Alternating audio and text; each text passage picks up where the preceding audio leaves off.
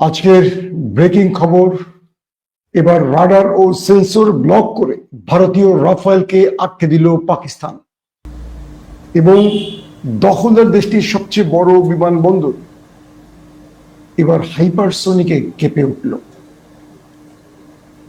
এবং কাশ্মীরে 3 ভারতীয় সেনা নিহত হল। দর্শক, গাজাতে দখলদার বাহিনীর উপর আক্রমণ, 2 দখলদার ওপারে চলে গেছে, আহত আরো অনেক। পাকিস্তানে ইমরানকে মাইনাস করার ষড়যন্ত্র আবারও শুরু করেছে এস্টাবলিশমেন্ট, যখন দেশটি যুদ্ধের দিকে এগিয়ে যাচ্ছে।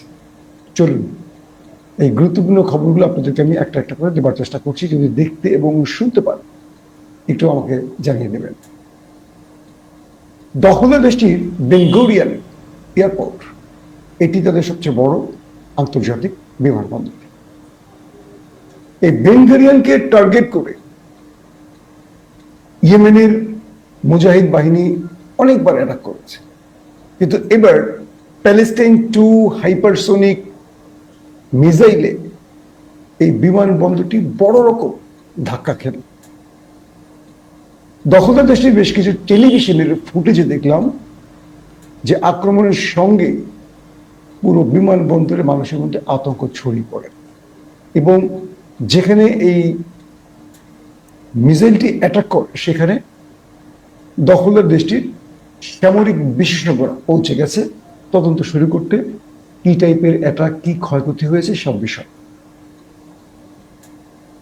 ইয়াহিয়া সারি, যিনি ইয়েমেনের হুতিদের মুখপাত্র, তিনি বলেছেন, আমরা প্যালেস্টাইনের ভাইদের জন্য এরকম আক্রমণের সামনে আরো বাড়াবো এবং যতক্ষণ না ফিলিস্তিনের ভাইদের উপর নিধনযোগ্য অপরাধ বন্ধ করবে দখলদাররা, এটি আমরা বন্ধ করব না। তিনি বলেছেন যে আমরা সাগরেও অজেয়, অর্থাৎ আমরা লোহিত সাগর বলি, গালফ অফ এডেন বলি, আরব সাগর বলি, অর্থাৎ ইয়েমেনের নিকট জলরাশির মূল দখলটি এখনো এই প্রতিরোধ বাহিনীর হাতে রয়েছে এবং আমেরিকার এয়ারক্রাফট ক্যারিয়ার ওয়ারশিপকে টার্গেট করে কিন্তু আক্রমণ চলছে। আমেরিকা আক্রমণ করছে, তারা আক্রমণ করছে, কিন্তু আমেরিকা তার লক্ষ্য থেকে সরে গেলেও ইয়েমেন কিন্তু সেই লক্ষ্যে এখনো স্থির রয়েছে। ধরেন, আমেরিকা বারবারই তার অবস্থান পরিবর্তন করছে হামলার কারণে এবং আমেরিকার যুদ্ধ বিমান পর্যন্ত উড়িয়ে দিয়েছে ইয়েমেন, যেগুলো এয়ারক্রাফট ক্যারিয়ারে ছিল। সেখান থেকে এই হামলার কারণে একাধিক যুদ্ধ বিমান উড়ে যায়, ধ্বংস হয়ে যায় বা পানিতে পড়ে যায়, ডুবে যায়, এরকম ঘটনাও ঘটে। দর্শক, তো এই মুহূর্তে হুতিরা দখলদার দেশটির ভেতরে যখন এই হাইপারসোনিক অ্যাটাকটি করে প্যালেস্টাইন 2, সঙ্গে সঙ্গে দখলদারদের গণমাধ্যম একটি প্রশ্ন তুলেছে যে মার্কিন সবচেয়ে আধুনিক আকাশ প্রতিরক্ষা সিস্টেম থার্ড, এটি কিন্তু সেখানে অ্যাক্টিভ করা ছিল। পাশাপাশি আয়রন ডোম সেখানে অ্যাক্টিভ ছিল, আরো বেশ কিছু কিছু সূত্র বলছে 6টি স্তর। কিছু সূত্র বলছে ইয়েমেন এই আক্রমণটি করছে 20 থেকে 25টি স্তর পার করে। এখন বলবেন 6টি আর 20 থেকে 25-এর মধ্যে বিশাল পার্থক্য কেন? অর্থাৎ ইসরায়েলের সীমান্তে প্রবেশ করতে 6টি লেয়ার ছিল, 6টি লেয়ার, অর্থাৎ প্রতিটি লেয়ারে এক এক ধরনের আকাশ প্রতিরক্ষা সিস্টেমকে বসানো হয়েছিল। আর ইয়েমেন থেকে দখলদার দেশটিতে প্রবেশে 20 থেকে 25টি লেয়ার পার হতে হয়েছে। একটু সহজ করে বুঝিয়ে বলি, যদি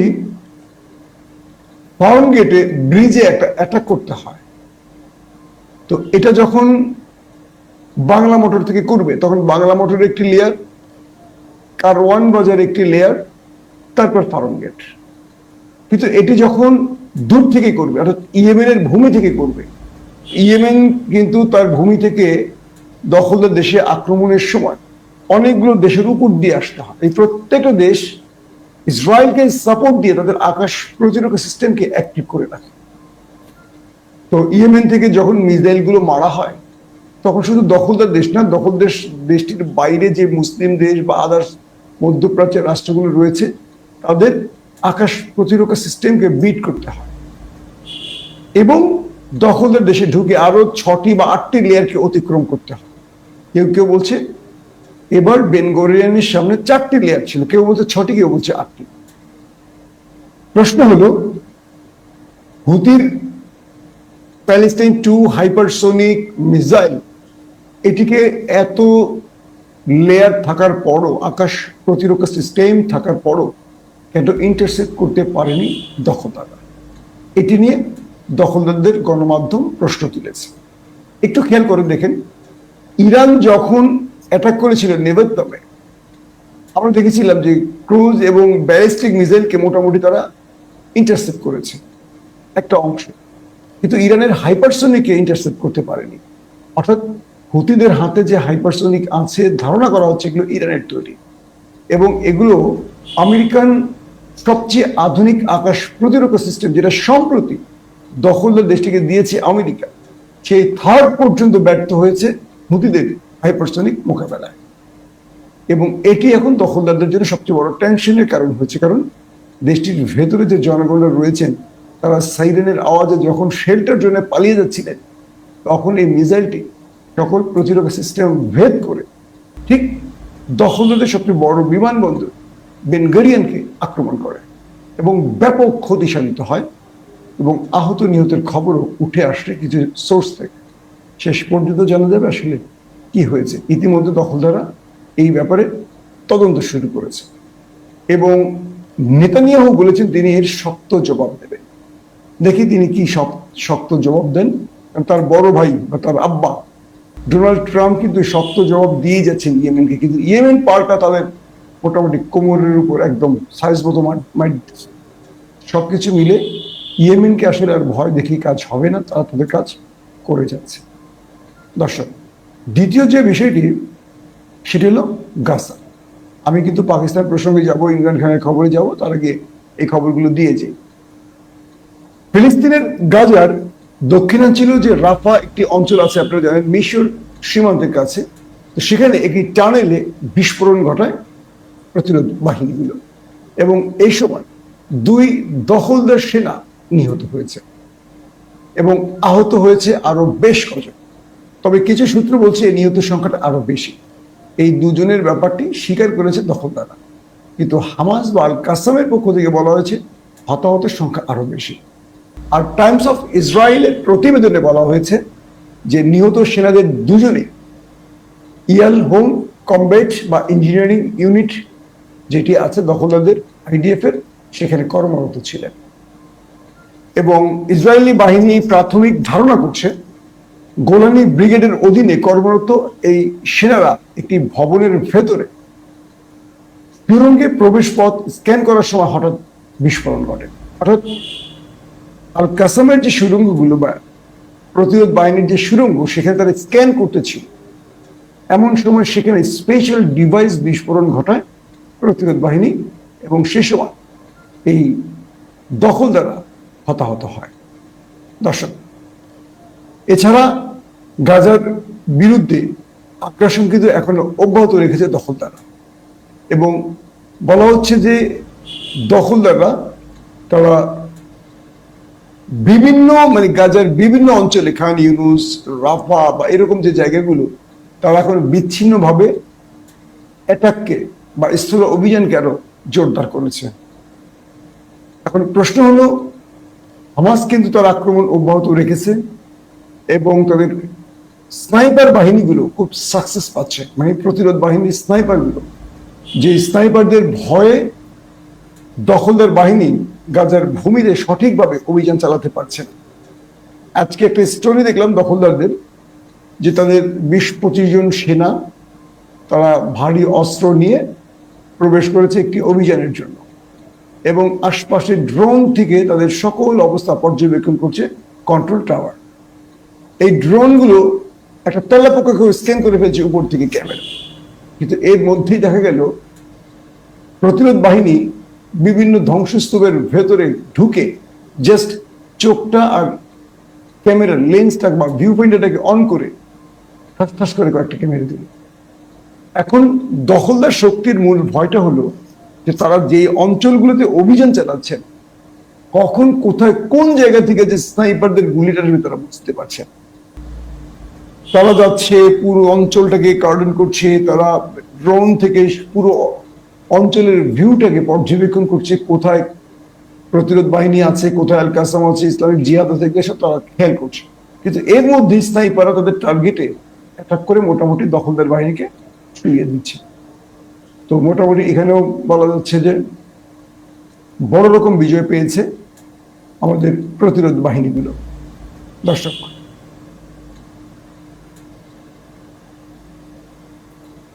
কাশ্মীরে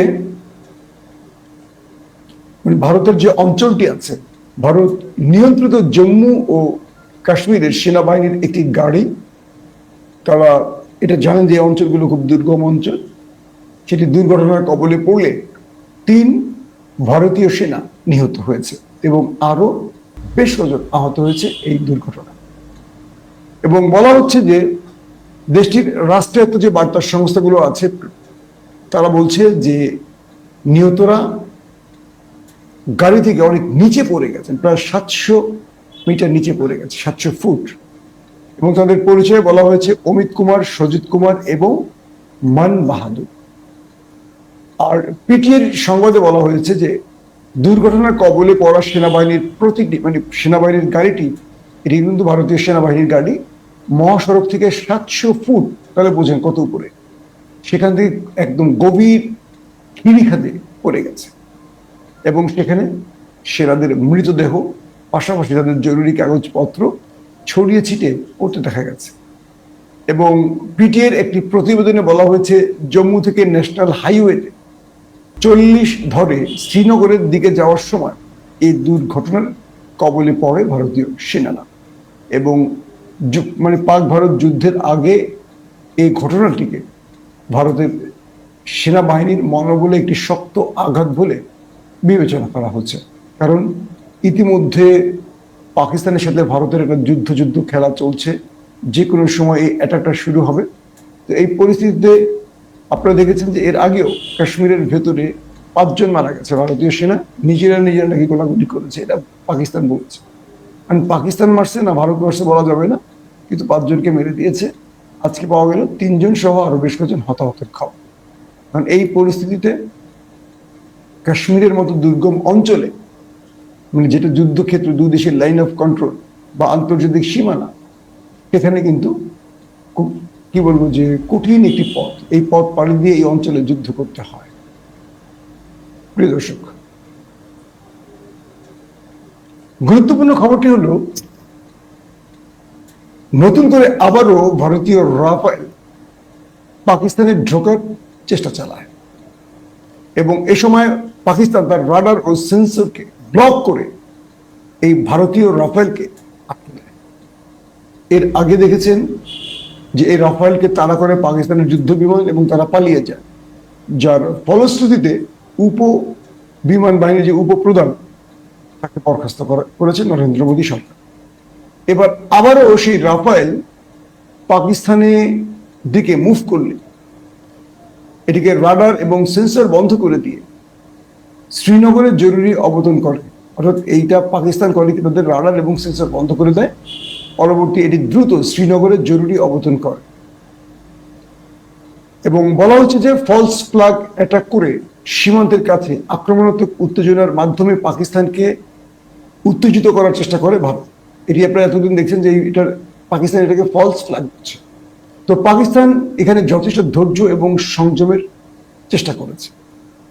ইতিমধ্যে পাকিস্তান বারবারই বলছে, যখন আমেরিকা দুটো দেশকেই বলছে যে তোমরা দুটো দেশ আলোচনার মাধ্যমে সমাধান করো, তো পাকিস্তান বলেছে যে আমরা ভারতকে সন্ত্রাস বিরোধী অভিযানে সাহায্য করতে চাই, তবে ভারতকে যে কাজটি করতে হবে তাদেরকে আমাদেরকে সঠিক তথ্য দিতে হবে। একটা ঘটনা ঘটার পর 10 মিনিটের মধ্যেই তারা একটা মিথ্যা অভিযোগ করবে এবং সেই অভিযোগের মাধ্যমে কোনো একটি দেশকে দায়ী করা হবে আর সেই দেশ এটার দায়ভার নেবে, এমনটি হতে পারে না। এদিকে পাকিস্তান পাকিস্তানের সেনা প্রধান তিনি বলেছেন যে আমরা সম্পূর্ণ প্রস্তুত আছি ভারতকে মোকাবেলা করতে ভারত তার কোর্টে এখন আমরা বল দিয়েছি, তিনি কি করবে, ভারত যা করবে তার ফলশ্রুতিতে আমরা আমাদের জবাব দেব। বলা হচ্ছে যে ভারত যা শুরু করবে শেষ তা পাকিস্তান করবে। এখন দেখার বিষয় যে কখন এই লড়াইটা শুরু হয়। আসলে এবার কিছু গুরুত্বপূর্ণ খবর নেই। গত দুদিন পর আজকে আবারও নতুন করে ভারত পাকিস্তান পুরো সীমান্ত জুড়ে ব্যাপক গোলাগুলির ঘটনা ঘটেছে। বলা হচ্ছে যে এই যে লড়াই, মানে পেহেলগাঁওতে যে ঘটনা ঘটেছে, এরপর সীমান্তে আজকের এই ঘটনা ছিল সবচেয়ে বড় ঘটনা। অর্থাৎ রাজস্থান পয়েন্টে ভারতীয় একজন রেঞ্জার সদস্যকে আটক করেছে ভারত, এমনটি ভারতের এনডিটিভি জানিয়েছে। এই ব্যাপারে পাকিস্তান কিচ্ছু বলছে না, এখনো বলেনি। তো তাকে রাজস্থান পয়েন্টে আটক রাখা হয়েছে। এর আগে 23 তারিখে, গত মাসের 23 তারিখে বিএসএফ এর এক জওয়ানকে আটক করেছিল পাকিস্তান, যাকে এখন পর্যন্ত ছাড়া হয়। অথচ দুটো দেশের মধ্যে 3 থেকে 4 বার পতাকা বৈঠক হয়েছে, কিন্তু পাকিস্তান ছাড়ে। যেহেতু যুদ্ধকালীন সময় এটিকে তারা কৌশল হিসেবে নিচ্ছে। এখন যেহেতু পাকিস্তানের রেঞ্জার্সকে আটক করেছে, যদি ভারত এই তথ্যটা সঠিক দেয়, মিথ্যাচার না করে, সেক্ষেত্রে বলা যাচ্ছে যে এই রেঞ্জার্স সদস্যের বিনিময়ে ভারত এবার তার বিএসএফ সদস্যকে ফেরত পাবে। কিন্তু এই রেঞ্জার্সকে যখন গ্রেফতার করে বা রাজস্থানে আটক করে, কোথায় আটক করে? এটা ছিল আন্তর্জাতিক সীমানা, এখানে কাউকে আটক করার নিয়ম নেই। আন্তর্জাতিক সীমানা দুটো দেশেরই সমান অধিকার থাকে, কারণ তাদের দুটো দেশ তার সীমান্ত থেকে মাঝখানে যে জায়গাটা নিয়ে বিরোধ রয়েছে, এটাকে আন্তর্জাতিক সীমানা হিসেবে নির্ধারণ করা হয়েছে। এই অঞ্চল থেকে রেঞ্জার্সকে তুলে নিয়ে যাওয়া হয়। এখন রেঞ্জার সদস্যের গ্রেপ্তারের পরপরই পাকিস্তান সেনারা ক্ষেপে ওঠে। পুরো লাইন অফ কন্ট্রোল ধরে পুরো সীমান্ত অঞ্চলে পাকিস্তান ব্যাপক গুলি বর্ষণ করেছে, ব্যাপক, লং টাইম নাকি শুধু বৃষ্টির মতো গুলি বর্ষণ করেছে। এবং বলা হচ্ছে যে এই গুলি বর্ষণের পর কিছু সূত্র বলছে যে কয়েকজন দাদাদের সেনা মারা গেছে এবং তাদের বেশ কিছু চেকপোস্টকে উড়িয়ে দিয়েছে পাকিস্তান। ভারত এই ব্যাপারে পাকিস্তানের দাবির পরিপ্রেক্ষিতে এখনো কিছু বলেনি, তবে ভারত বলছে যে তাদের কোনো সেনার প্রাণ যায়নি। এখন পাকিস্তান লাইন অফ কন্ট্রোলে এই যে উত্তেজিত হয়ে গেছে, এদিকে রেঞ্জার্সের জন্য নাকি কোনো বিশেষ বার্তা আছে বোঝা যায়, এটা আমরা এখন কনফার্ম হতে পারিনি। আসেন একটা মূল বিষয়, নরেন্দ্র মোদী যে যুদ্ধটা শুরু করবেন বলে হুমকি ধমকি দিয়ে তার রাজনৈতিক ফায়দা নিয়েছিলেন, আপাত দৃষ্টিতে মনে হচ্ছে নরেন্দ্র মোদী সিদ্ধান্ত নিতে পারছে না তিনি আসলে কি করবেন। তিনি প্রথমে যেই বিষয়টা ভেবেছিলেন, ভারত বিশ্বের অন্যতম একটি ট্রেডিং রাষ্ট্র, বাণিজ্যিকভাবে রাষ্ট্রের গুরুত্ব পুরো বিশ্বে রয়েছে, পাকিস্তানের তুলনায় ভারত এখানে এগিয়ে আছে, বিশ্ব ফোরামে পাকিস্তানের যে ভারত এগিয়ে আছে। তারা পাকিস্তানের বিরুদ্ধে পেহেলগামের এই দায়টি চাপিয়ে দিয়ে আন্তর্জাতিকভাবে নিষেধাজ্ঞা বা স্যাংশন এনে পাকিস্তানকে একটা অকার্যকর রাষ্ট্র করার যে পরিকল্পনা, পাশাপাশি আক্রমণ করে গিলগিট বালুচিস্তান বা আজাদ কাশ্মীর দখলের যে পরিকল্পনা করেছিল, এটা অগ্রিম পাকিস্তান বুঝে গেছে। সঙ্গে সঙ্গে বিশ্বের অন্যতম কয়েকটি দেশ পাকিস্তানের পক্ষে দাঁড়িয়েছে, চীন, আজারবাইজান বা তুরস্ক, কিন্তু ভারত আসলে সেভাবে কাউকে পায়। ভারত আমেরিকার উপর নির্ভর করে যুদ্ধটা আসলে করতে পারছে না। ভারতের বিশ্বকরা বলছেন যে আমেরিকা তো ইউক্রেনকে নামিয়েছিল, ইউক্রেনের পরিণতি আমরা দেখতে পাচ্ছি। বিশ্বস্ত বন্ধু আসলে নরেন্দ্র মোদীর লাগে। এখন পর্যন্ত নরেন্দ্র মোদী বিশ্বাসযোগ্য কোনো বন্ধু ইসরায়েল ছাড়া কেউ আসে। তো এই প্রেক্ষাপটে নরেন্দ্র মোদী যে বলেছিলেন যে আমরা অল্প সময়ের ব্যবধানে শত্রুকে এমন শিক্ষা দিতে যাচ্ছি যে শত্রু এটা সারা জীবন মনে রাখবে। আর শত্রু পাকিস্তান বলেছে যে পাক ভূমি আক্রান্ত হলে আমরা দাদাদেরকে এমন শিক্ষা দেব যে শিক্ষার পর তারা আর কখনো কল্পনা করবে না যে এদিকে বন্দুক তাক করাতে হবে। মানে দুই পক্ষ যুদ্ধের যে উষ্ণ বায়ু ছড়াচ্ছে বা যে উত্তপ্ত বাতাস ছড়াচ্ছে, এটা শুধু দুই দেশের গণমাধ্যম, সোশ্যাল মিডিয়া না, সাধারণ মানুষের জনমনে আতঙ্ক তৈরি হচ্ছে। এর মধ্যে পাকিস্তানের পক্ষ থেকে ভারতীয় অঞ্চলগুলোতে ড্রোন ঢুকে কিছু গোপন তথ্য নিয়েছে এমন অভিযোগ করেছে ভারতের কিছু গণমাধ্যম। তারা বলছে পাকিস্তান যেচে তাদের ড্রোনগুলোকে ভারতে ঢুকিয়ে দিচ্ছে এবং ভারতীয় সেনাদের অবস্থানকে তারা মানে ছবি সংগ্রহ বা ভিডিও সংগ্রহের মাধ্যমে তারা যুদ্ধের কৌশল সাজাচ্ছে। মাধ্যমগুলো বলছে, মানে ভারতীয় গণমাধ্যমগুলো বলছে যে এই ড্রোনগুলো কেন ইন্টারসেপ্ট করতে পারছে না বা ধ্বংস করতে পারছে না ভারত। এটা তো ভারতের জন্য অনেক বিপদ যে তারা পাকিস্তানকে অগ্রিম তথ্য দিয়ে দিচ্ছে ড্রোনের কারণে। প্রিয় দর্শক, এর মধ্যে ইমরান খানের কিছু খবর পাওয়া গেছে যে ইমরান খানের, আমরা জানি যে 8 মে তাকে জামিনের শুনানি হবে, নির্ধারণ করা হয়েছে 8 মে। তো আজকে অল পার্টি কনফারেন্স ডেকেছিল বর্তমান সরকার এবং DGISPR। তো সেখানে ইমরান খানের দলকে দাওয়াত দিলে ইমরান খানের দল তারা এই অল পার্টি কনফারেন্সে যোগ দেয়নি এবং তাদের অ্যাসেম্বলিগুলোতে মিস্টার আসিম মনির একটি বক্তব্যে বলেছিলেন যে ইমরানকে মাইনাস করতে হবে।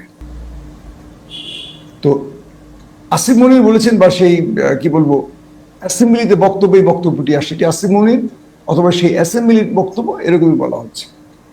তো ইমরান খান তিনি একটি টুইট করেছিলেন দালালদের বিরুদ্ধে যে দেশকে ঐক্যবদ্ধ হতে হবে। পাকিস্তানের সবচেয়ে বড় ট্রেন্ড হয়েছিল ইমরান খানের এই পোস্ট এবং ভারতে পাকিস্তানে এটি সর্বাধিক প্রচার পেয়েছে। সঙ্গে সঙ্গে ইমরান খানের সকল সোশ্যাল অ্যাকাউন্টগুলো লক করে দিয়েছে, অর্থাৎ ভারতে এগুলো দেখা যাচ্ছে। তো যে ইমরান খান তার জাতিকে ঐক্যবদ্ধ করতে বলেছেন আসিম মনির, তাকে পিটিএ থেকে মাইনাসের পরিকল্পনা করছে এবং তিনি চাচ্ছেন যে পিটিএর গহর রিজভী সহ যারা রয়েছেন তারা নেতৃত্ব দিক, কিন্তু ইমরান খান মাইনাস থাকে। তো এটি যখন পিটিএ বুঝতে পারছে দেশের একটা ক্রুশিয়াল মুভমেন্টে যখন দেশ যুদ্ধের দিকে যাচ্ছে, তখন পাকিস্তানের সবচেয়ে জনপ্রিয় নেতা যার 80% ভোট রয়েছে এই মুহূর্তে পাকিস্তানে, সকল দল মিলেও জিততে পারেনি, যেখানে ইমরান খান একাই 2/3 মেজরিটি পেয়েছে নির্বাচন, তার চেয়ে বেশি। সে ইমরানকে মাইনাস করে এই যুদ্ধে বিজয় পাবে কি করে পাকিস্তান? এটি হলো পাকিস্তানের সাধারণ মানুষের প্রশ্ন সেনাবাহিনীর উদ্দেশ্যে।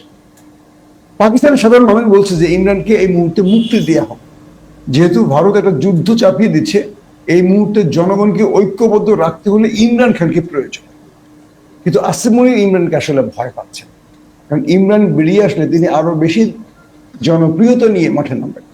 আর আসিম মনির কোনোভাবেই ইমরানকে আর অ্যালাউ করতে চাইছেন না। তাই তিনি অল পার্টি কনফারেন্স ডাকার পরও পিটিএ যায়নি। আর পিটিএ না যাওয়ার পেছনে প্রধান কারণ, পিটিএ বলছে যে আমাদের নেতা পুরো জাতিকে ঐক্যবদ্ধ হতে বলেছে, আর এস্টাবলিশমেন্ট ইমরানকে এখনো মাইনাসে ষড়যন্ত্র করছে। সো আমরা এই অল পার্টি কনফারেন্সে যোগ দেব না যতক্ষণ না আমাদের লিডার মুক্তি না পাচ্ছে। আমরা দেশ এবং জনগণকে ঐক্যবদ্ধ হতে বলবো।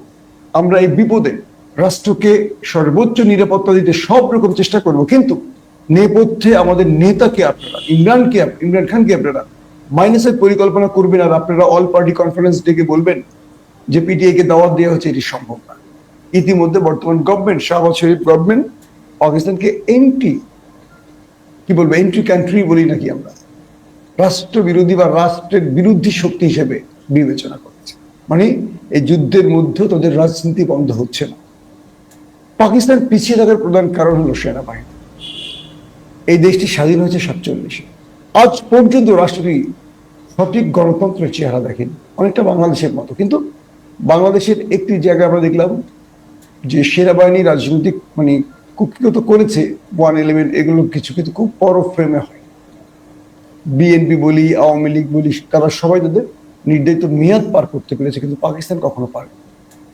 তো বর্তমান প্রেক্ষাপটে এখন বোঝা যাচ্ছে আসিম মনির যুদ্ধ খেলার নামে তিনি নিজেকে জনপ্রিয় করার চেষ্টা করছেন। অর্থাৎ সেনাবাহিনী এখন ভারতের মুখোমুখি।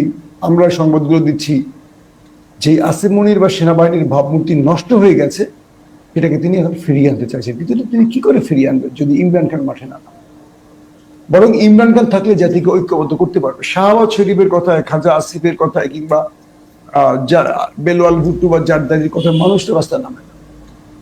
এখন এই মুহূর্তে দরকার ইমরান খানকে মাঠে।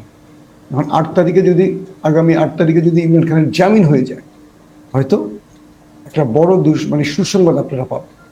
আর যদি সরকার ইমরান খানের সাথে অবিচার করে, সেক্ষেত্রে যদি ভারত পাকিস্তান যুদ্ধ বেঁধে যায়, পাকিস্তান হয়তো যুদ্ধ করবে, কিন্তু মানুষের সহযোগিতা সেনাবাহিনী কম পাবে, কারণ তাদের মনের মধ্যে ইমরান খানের প্রতি যে ভালোবাসা আর সেনাবাহিনী তার উপর যে মানে অবিচার করছে, এটি পাকিস্তানের জনগণ দেখতে পাচ্ছে।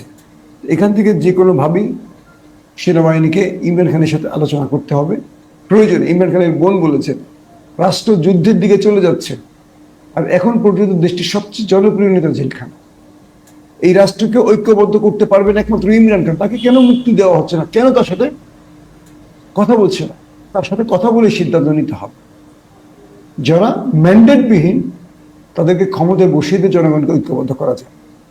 এটি ইমরান খানের বোনের সহজ বার্তা। দর্শক, বিদায় নিচ্ছি। মাসুম মাহবুব ভাই গুরুত্বপূর্ণ তথ্য দিয়েছেন। তিনি সবসময়ই গাজা, ইসরায়েল এবং ইরান, আমেরিকা এই অঞ্চলগুলোর নিউজগুলো তিনি বেশিরভাগ করে থাকেন। আর প্রথম থেকেই তিনি পাকিস্তানের নিউজ করে আসতেছেন। ইমরান খানের পক্ষ নিয়ে তিনি অনেক ভিডিও বানিয়েছেন। ইমরান খান যে একজন প্রকৃত নেতা, সে যুক্তি তিনি দেখিয়েছেন। এখন বর্তমানে ভারত পাকিস্তানের যুদ্ধ উত্তেজনাকর মুহূর্তে তিনি ভারত পাকিস্তানের পক্ষে নিউজ করেন। তিনি পাকিস্তানের পক্ষে নিউজ করে যান, ভারতের বিপক্ষে নিউজ করেন। ভারতের বিপক্ষে বলতে তিনি সত্যটাকে উন্মোচন করার চেষ্টা করেন। কারণ ভারতের অনেক মিডিয়া, এই মিডিয়াগুলো আসলে এমনভাবে নিউজ প্রচার করে যা সাংবাদিকতার সীমাটাকে লঙ্ঘন করে ফেলে। দৌড়দৌড়ি করার পর তারা সংবাদগুলো উপস্থাপন করে। এগুলো আসলে কতটা যৌক্তিক, তিনি এ বিষয়েও কথা বলেছেন। ভারত হামলা করবে কিন্তু করতে পারেনি, সাহস পায়নি। পাকিস্তান এবার সম্পূর্ণরূপে প্রস্তুতি নিয়েছে ভারতে হামলা করার, যদি তারা আর যে কোনো সময় যে কোনো ধরনের এরকম হুমকি ধামকি দেয়। আপনারা সবাই জানেন যে ভারতের একজন বিএসএফকে আটক করেছে পাকিস্তান, আবার পাকিস্তানের একজন বর্ডার গার্ডকে আটক করেছে ভারত।